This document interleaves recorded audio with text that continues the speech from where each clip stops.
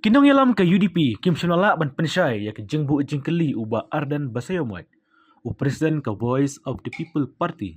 Habaki arngut ki MLA ke seng HSPDP, ba Shakliar Warjeri, ubadai u MLA na Mautharashan, bar uba Methodios Tekar ubadai u MLA na Motion Road Constituency.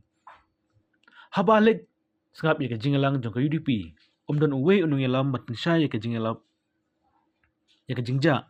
Kini ki arngut ki MLA ke HSPDP haba uba Ardan Basayomoy. Uba ajingkran hajing yalang soyong bat hamairang. Namar ke UDP bat HSPDP ki ya trilang. Haka RDA tangba ki arngut ki MLA HSPDP kim syamlami banyalap election ya ukurtong ke RDA ba Robert John Kajaren. Haba unulum kubur oleh sengap ke jing yalang ke UDP. Hamolai nupdeng kebalong hajanmet jong kan riterik mentau benaya yong. Don uwe inung yalang menpensyai kan jingkran uba Ardan namar. Kani ke jingja ki arngut ki MLA HSPDP kalapen sa umdum omtang ya kinong kersan ke UDP bat HSPDP handai ki pejba ke jela bro kawai. Hakane ke jinglang ke RDA ki bla ajingkran kilong uba met ba lengdo ba pol lengdo ba Gemini moto ba PT Sokmi ba Panbor tiang badai u General Secretary kaseng HSPDP.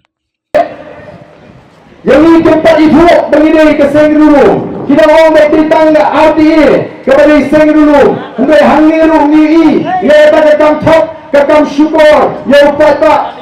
Hangu kedon kata ke jinge tuli ke shisha hapreng ke UDP bat HSPDP. Hangu ni GE bagi tadi MLA jawab HSPDP kira ialah election yang tahu potong jong ke RDA kedai tangga jingpen kami pak. Oh kipat bak ni dari belum ki berusia.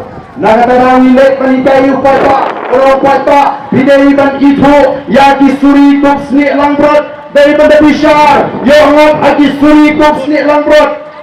Lada pilak keduk yo suri kop snik langbrot kabha keduk tu suri semban. Dan yo enam pentan Basyur banut keduk yo suri.